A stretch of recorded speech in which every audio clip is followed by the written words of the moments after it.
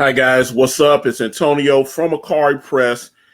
Just wanted to let you guys know, if you are new here to this channel, please hit that like button. Please subscribe. We want you here. Almost at 3,100 subscribers, so got to do a little quick shilling, and then I'll get into the video. So let me do that right quick. Let's see here. Okay, this is my comic book brand. You can check it out on Indiegogo. The link, of course, is in the description. Also, if you want to actually read the preview, we've got a preview for the first 21 pages of Brand. The link, of course, is right here on the Indiegogo page. We also have a direct link that you guys can access right there.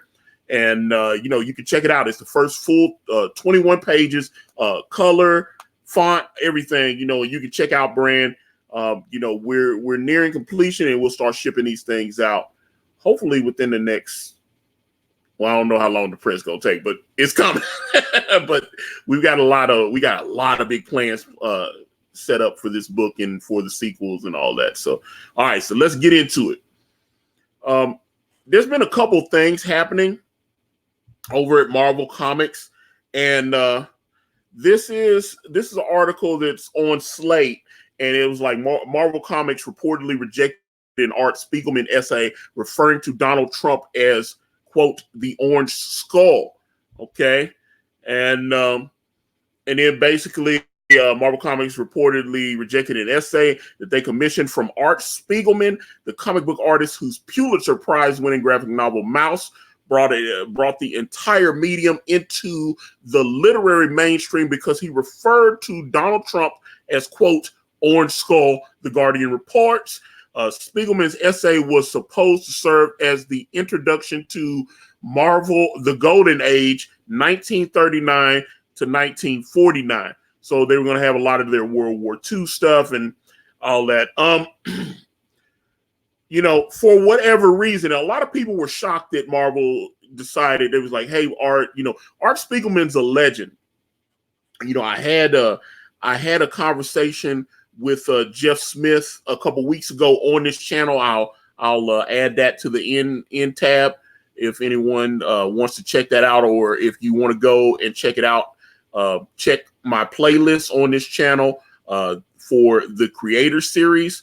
And on the Creator Series, you'll see not only the Jeff Smith interview, I've got Ann Nacini, Steve Englehart, Sanford Green, Ethan Van Sciver, Doug TeNapel, Mike Barron, and a ton of independent creators that you guys can check that out. Yeah, John Malin's on there, so you can check that out. But I'll link the Jeff Smith interview on. Specifically, he talked about Art Spiegelman on our chat, and it was Art Spiegelman is definitely an important creator, but yeah, he kind of tends to lean a little bit towards the left.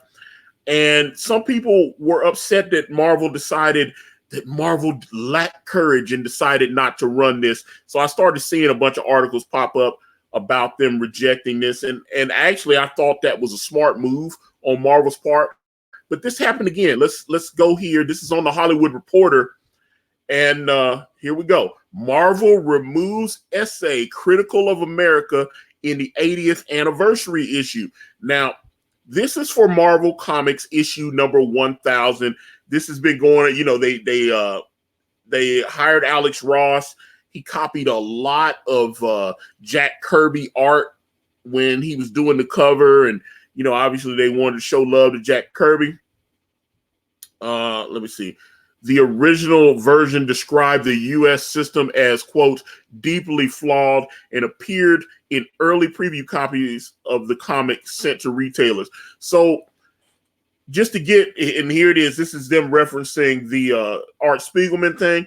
Less than 2 weeks after Mouse author Art Spiegelman said that Marvel had refused an essay because of a critical reference to President Donald Trump, the Hollywood Reporter has learned that an essay in Marvel Comics number 1000 that described America as, quote, deeply flawed and called for people to take to the streets has similarly been removed after appearing in early preview copies. The essay, written by Mark Waid, accompanied a full-page image of Captain America by John Cassaday and Laura Martin, and was intended to tie in with the 1944 release of the first Captain America movie serial.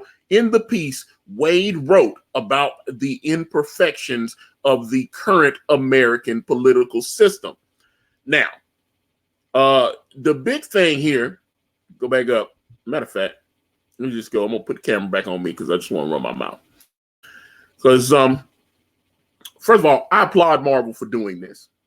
I think this is, in my opinion, a lot of comic book writers appear to be very left-leaning. Not just down the middle, but they're very left-leaning. And we're in a current climate. Whatever happened November of 2016 after the election, comic books got very polarized. And you had comic book pros saying, hey, if you voted for Trump, we don't want your business. Don't read my work. I'm blocking fans that said they voted for Trump. You saw that all the time. Remember talking to John Malin, and he talked about an editor over at Marvel Comics when he was still over there saying, hey, if you voted for Trump, we're going to remember who you are. And here's the thing that a lot of these people aren't realizing. The comics themselves, I don't have a problem with Marvel going, man, we tried this political thing and their sales are way down. Here's the problem. Liberals buy comic books, but conservative buy comic books too. And it's always the Michael Jordan rule with me. It's my problem is, Michael Jordan got a lot of criticism because during the time when he was an NBA player and certain incidents would come out, they were expecting Michael Jordan to get out there and be like, yo, Black Power, all this, they was expecting him to get out there and really stomp on that. And he spoke out a little, but he didn't really go hard for it. And they asked him why that was. And he says, Republicans buy sneakers too, right? That's why I say all businesses should follow the Michael Jordan rule, or or just to parrot something that Richard C. Meyer has said all the time. You're a hot dog salesman, so you're not just selling hot dogs to people that believe the exact same things you believe. You're selling hot dogs to conservatives, liberals, independents, people that are Christians, Jews, atheists, straight, gay. It's like. It'd be like me going, well, if you're gay, I don't want your business. I know for a fact I have, gay customers that have purchased my comics. They've told me they're gay. Obviously, I haven't been going around attacking gay people, but I'm just saying, why would I go to those people and go, you know what? You're gay. I don't want your money. But that's what these writers are doing. That's what these artists are doing. They're telling people, Bill was Sienkiewicz. I know I could never say his name right, but him attacking a lot of conservative fans. He had a lot of conservative fans, and all of a sudden they're like blocking people and doing it because of politics. I believe that when I write my comic, I should not be attacking half my audience. I shouldn't be preaching to the bad side of my customer base. It's like, oh, you have wrong think, so I need to let you know that you're wrong. And that's that. Mark Waid I used to read Mark Waid stuff all the time. I've said 100 times how much I loved Kingdom Come, and now I feel weird because Mark Waid seems like he's lost his way. And like I said, Art Spiegelman, salute to him. He's an important creator, but they seem to have forgotten. Obviously, Mouse. I can kind of look the other way with Art Spiegelman because Mouse is obviously, it's very serious political theater. It's very serious subject matter. So there are politics and stuff involved in that. So he never shied away from it. So he's like, hey, I'm putting this out here. This is what I believe, and this is, I'm wearing it on my sleeve, and y'all can ride with me or not. And obviously he won a Pulitzer, and like I said, I think Mouse was. I remember, they've had like museum exhibits for Mouse and everything, and I don't believe Art Spiegelman should be silenced, and I need to be very clear on that. I believe his views are just as important as mine.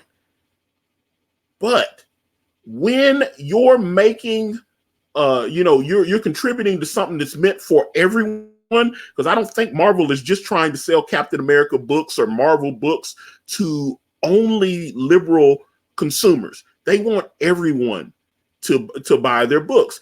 And before they were just letting these people insert this stuff into the comics, and then people were like, hey, why is Bobby Drake gay all of a sudden after like 50 years? You're a bigot. They insert this stuff, and then they're like, we have to include everyone. I agree. We should. Most people know that. Most people know that we should include everyone.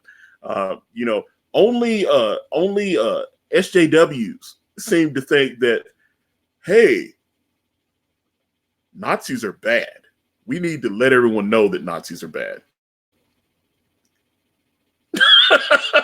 I'm like, who's doing that? I was like, hey, let's do a special Spider-Man where he's taking on the Klan. It's just like, that mindset is weird to me, because most normal people know stuff like that is bad. Most normal people do. I interact with dozens and dozens of people on a daily basis, and most people understand stuff like that is bad. But I am curious, do you think Marvel should have ran the Mark Waid piece in Marvel 1000? Do you have a problem with them not running the Art Spiegelman piece? I am very curious because I know we have people of both sides that watch me and watch my videos. So I am curious what you guys think. Get in the comments and tell me what's going on with you. But with that being said, I'm going to wrap this video up. And if you guys want to reach out to me, I'm on Facebook, Instagram, Twitter, and right here on this YouTube channel. Everywhere is at Akari Press. And if you type in akaripress.com, it will take you directly to my Indiegogo campaign for my comic book series brand with the phenomenal Kane and White. We're on Teespring. We're on Amazon.com. The links to those are in the description. Thank you guys so much for watching. Like and subscribe. I'm out.